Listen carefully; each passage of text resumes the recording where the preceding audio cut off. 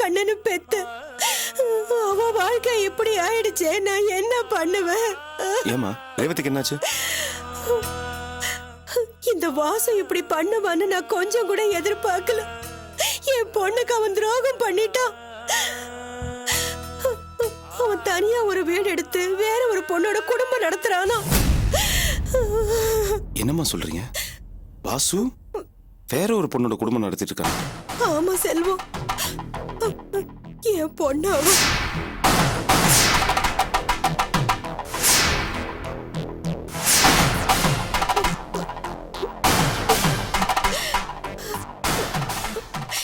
என் பொண்ணுக்கு இப்படி ஒரு அநியாயம் நடந்திருக்குன்னு தெரிஞ்ச உடனே கோபக்கார மாமியாரா இருந்தா போய் அவன் சட்டைய புடிச்சு இப்படி எல்லாம் பண்ணலாமனு சண்டை போட்டிருப்பாங்க. இல்ல பயந்தவங்களா இருந்திருந்தா என் பொண்ணு வாழ்க்கைய நாசம் பண்ணிட்டேன்னு கால்ல விழுந்து அழுதுருப்பாங்க. இது எதையுமே பண்ண தெரியாம தான் உங்களை தேடி வந்திருக்க செல்வம். உங்களுக்கே தெரியும், ரேவதி வசதியான வாழ்க்கைய தூக்கி எறிஞ்சிட்டு வாசு மேல ஆசைப்பட்டு ஓடி போய் கல்யாணம் பண்ணிக்கிட்டா. உங்க வீட்டுல வறுமையில கஷ்டப்பட்டுகிட்டு இருந்தா. அத நினைச்சு நான் வருத்தப்பட்டாலும் அவ ஆசைப்பட்டவனோட சந்தோஷமா இருக்கான்னு நான் ஆறுதலா இருந்தேன். இன்னைக்கு அவ வாழ்க்கையே பறி போகும் போது அத நான் எப்படி பார்த்துட்டு இருக்க முடியும்?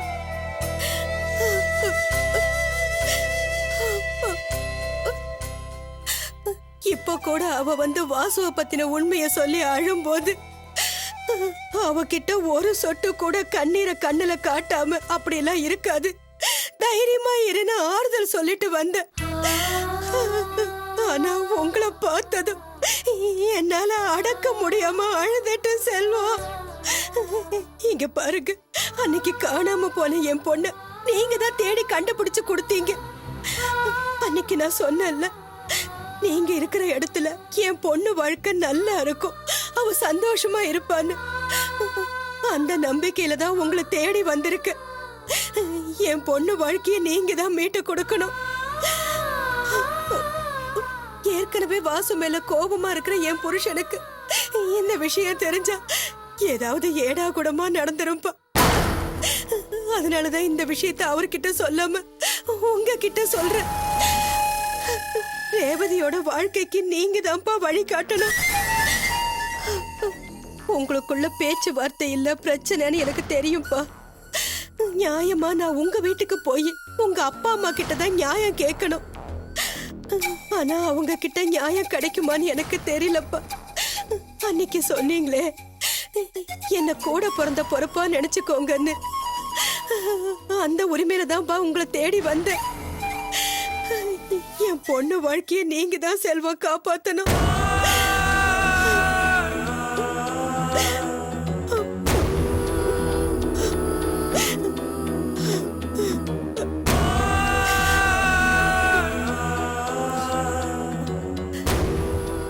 என்ன செல்வம், எதுவுமே பேசாம அமைதியா இருக்கீங்க? விஷயத்த சொல்லி நான் வேதனையில அழுத உடனே 4 வார்த்தை ஆறுதலா சொல்லுவீங்க, கவலைப்படாதீங்க நான் பாத்துக்கிறேன்னு சொல்லுவீங்கன்னு எதிர்பார்த்தேன். ஆனா ஒண்ணுமே சொல்லாம அமைதியா இருக்கீங்களே, என்ன ஆச்சு? அப்படிதான் இருப்பாரு.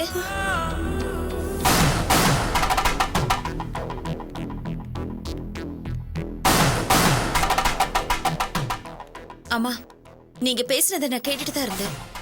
ரேவதி எனக்கு தங்கச்சி மாதிரி தான். அவ வாழ்க்கையில எப்படி ஒரு சோதனை வந்ததை நினைக்கும் போது எங்களுக்கு கஷ்டமா தான் இருக்கு. ஆனா இப்ப இருக்கிற சூழ்நிலையில அவரால் எதுவும் செய்ய முடியாதுமா.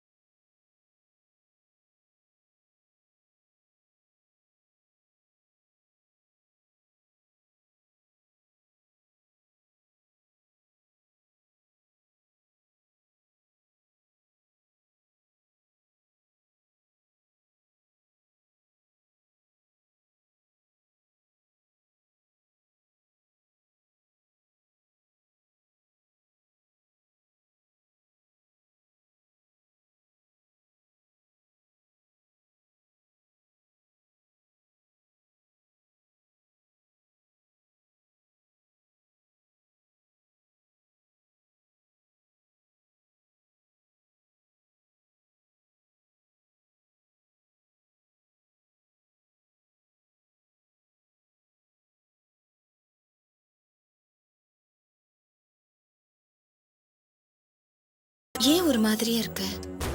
நான் அப்படி பேசினதுல உனக்கு வருத்தமா? உனக்கு தான் நம்ம சூழ்நிலை தெரியும்ல. புரியுது அர்ச்சனா. ஆனா பாவம் ரேவதியோட அம்மா. அவங்க பொண்ணோட வாழ்க்கைக்காக அவங்க புருஷனை கூட நம்பாம என்ன தேடி வந்திருக்காங்க. நம்பி வந்தவங்களுக்கு என்னால எந்த உதவியும் செய்ய முடியாம போயிருச்சு. இது வரைக்கும் என்கிட்ட உதவின்னு கேட்டு வந்தவங்களுக்கு நான் உதவாம இருந்ததில்ல. ஆனா இப்போ இவங்களுக்கு உதவ முடியாம போயிருச்சு அர்ச்சனா. எனக்கு புரியுது, உனக்கு தர்ம சங்கடமா தான் இருக்கும். ஆனாலும் நம்மளால என்ன பண்ண முடியும் சொல்லு? சமீப காலமா வாசு திருந்தி பொறுப்பா நடந்துட்டு இருக்கான்னு அவங்ககிட்ட அடிக்கடி சொல்லிட்டு இருந்தேன்ல, அப்படிதான் நானும் நம்பிட்டு இருந்தேன்.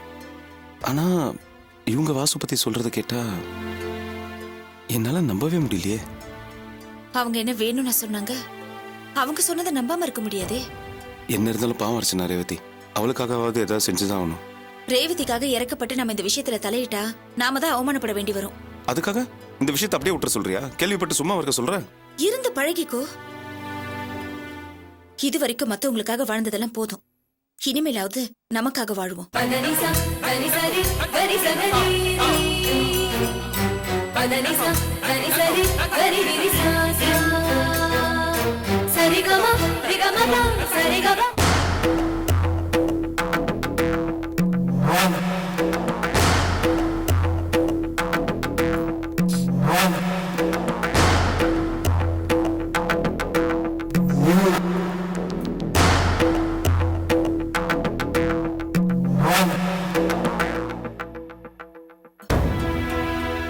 இவர் வேற எங்கேயே உட்கார்ந்துருக்காரு. ரேவதி என்ன உளறி கொட்டினாலோ தெரியலையே.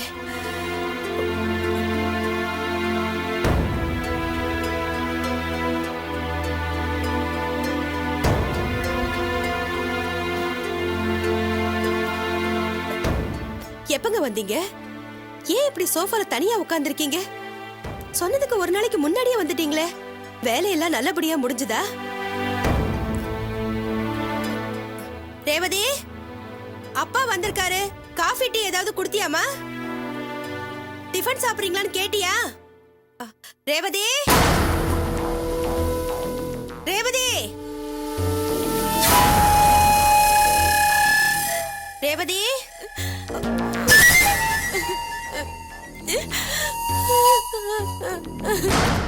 ரேவதி, ஏன் இங்க உட்காந்து இப்படி அழுதுகிட்டு இருக்க? வேற என்னமா பண்றது? நான் தேடிக்கிட்ட வாழ்க்கை இப்படி ஆயிடுச்சு. நான் யார்கிட்ட போய் முறையிட முடியும்? அதான் அந்த கடவுள்கிட்ட முறையிட்டுக்கிட்டு இருக்கேன். உங்க அப்பா கீழே உட்கார்ந்துகிட்டு இருக்காருடி. அவருக்கு இந்த விஷயம் தெரிஞ்சா அவ்வளவுதான். அவர் குணத்துக்கு வெற்ற குத்துறன்னு கிளம்பிடுவாரு. பிரச்சனையை தீக்கிறதுக்கு பதிலா ஆளையே தீத்துருவாரு. அழாதம்மா, சொன்னா கேளுடி. நான் சொல்லிக்கிட்டே இருக்க, நீ இப்படி அழுதே உங்க அப்பாவுக்கு காட்டி கொடுக்க போறியா? அழாதம்மா, அவருக்கு தெரிஞ்சா பிரச்சனை ஆயிடும். எல்லாம் எனக்கு தெரியும்டி.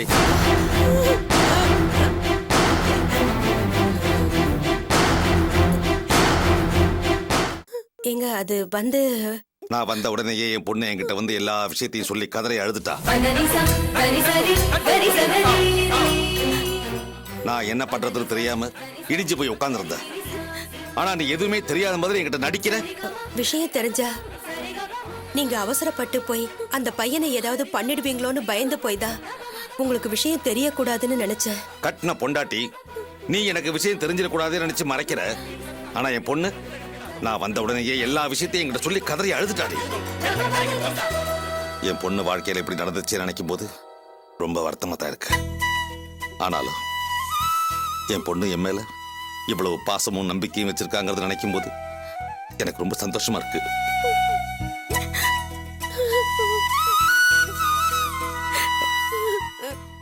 என்ன மன்னிச்சிருங்க.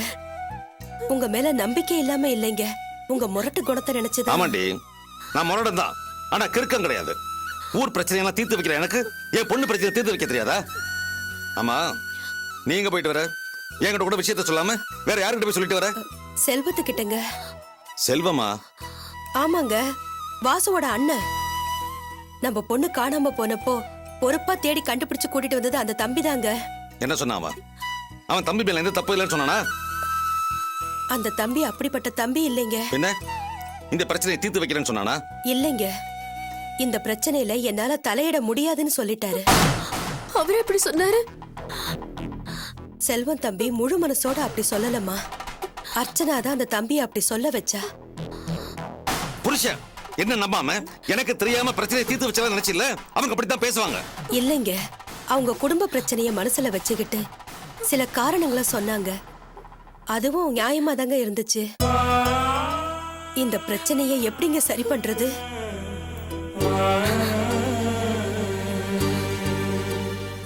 சரி, இந்த பிரச்சனையை நான் சரி பண்றேன். வாசு தப்பு பண்ணாங்கிறதுக்கு முதல்ல நமக்கு ஆதாரம் வேணும். எந்த ஆதாரமும் இல்லாம வாசுவை நம்ம குறை சொல்ல முடியாது. முதல்ல ஆதாரத்தை கலெக்ட் பண்ணுவோம். அது உண்மையா பொய்யான்னு பார்த்துக்கிட்டு மேற்கொண்டு நடவடிக்கை எடுக்கலாம். சரிங்க.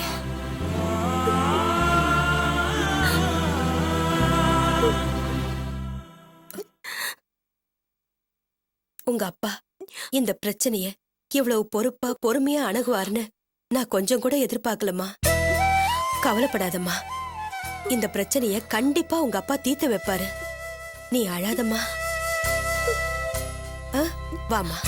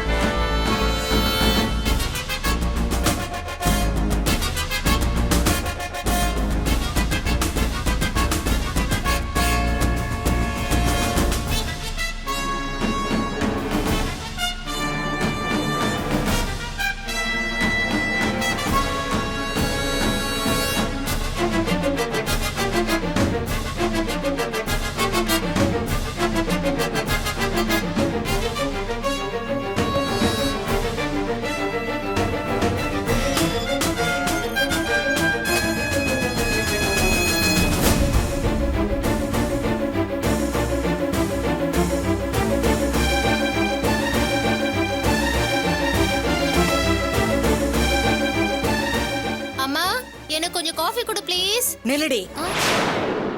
என்னம்மா ஏன் கோவமா இருக்க? நீ பண்ற காரியத்துக்கு கோவப்படாம சந்தோஷப்படுவாங்களா? நான் என்ன பண்ணேன்? இப்பதானே காலேஜ்ல இருந்து வரேன். யாரடி அவன்? உன்னை தெருமுனையில பைக்ல கொண்டு விட்டு போறானே அவன் யாரு?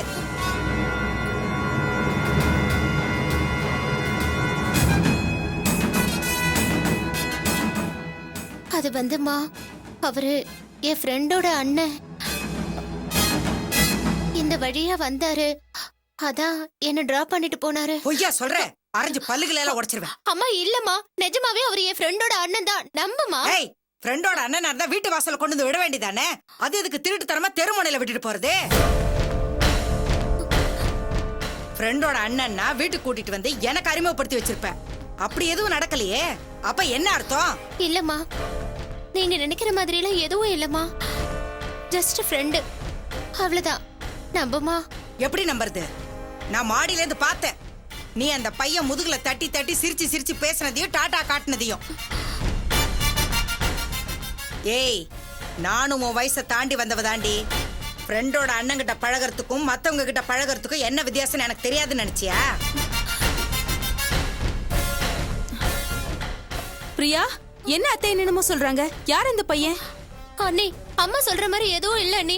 அவர் ஜஸ்ட் ஒரு ஃப்ரெண்ட், அவ்வளவுதான். அப்படியே போட்டேன்னா சரி. மறுபடி பொய்யா சொல்ற? என்னத்தை இது? விடுங்களேன். விட்டதுனாலதான் அப்படி இருக்கா? கடைசி பொண்ணாச்சின்னு கண்டிக்காம செல்லம் கொடுத்து வளர்த்ததுனால இந்த லட்சணத்துல வந்து நிக்கிறாளே இவ. காதலிச்சா என்ன தப்புன்னு கேட்டா. ஏதோ விளையாட்டு புள்ள விவரம் தெரியாம கேக்குறான்னு நினைச்சேன். இப்பதானே புரியுது நல்ல விவரத்தோட கேட்டிருக்கான்னு. போதும், நீ படிச்சதும் போதும், பட்டம் வாங்கினதும் போதும். காலேஜுக்கும் போவானா, கன்றாவிக்கும் போவானா, வீட்டோடே கடை. என்னத்தை இது? என்ன ஏதுன்னு விசாரிக்காம திடீர்னு இப்படி முடிவு எடுத்துட்டீங்களே? அவளோட படிப்பு கெட்டுடும்ல. இவ படிச்சு சம்பாதிச்சுதான் நம்ம குடும்பத்தை காப்பாத்தணுங்கிற அவசியம் இல்ல. இவ படிப்பு கெட்டு போயிடுமேன்னு பார்த்தா நம்ம குடும்ப கௌரவமே கெட்டு போயிடும். போதும், கூடி சீக்கிரத்துல இவளுக்கு ஒரு மாப்பிளைய பார்த்து நல்லபடியா கல்யாணத்தை பண்ணி வீட்டை விட்டு அனுப்பி வைக்க வேண்டியதுதான். என்னத்த இது இப்படி அவசரப்பட்டு முடிவு எடுக்கிறீங்க? காவியா மாதிரி நல்லா படிச்சிருந்தா தானே இவளுக்கும் படிச்ச மாப்பிளையா பார்க்க முடியும். நம்ம காவியா நல்லா படிச்சிருக்கா, அதனால அவளுக்கு நல்ல வசதியான வாழ்க்கை அமைஞ்சிருக்கு. உங்க ஆசை கனவெல்லாம் என்னத்த? பொண்ணுங்களுக்கு நல்லா படிச்சு வேலையில இருக்கிற மாப்பிள்ளை கிடைக்கணும் தானே ஆசை. அதனால அவ படிக்கட்டுமே, படிப்பெல்லாம் நிறுத்திடாதீங்க அத்தை.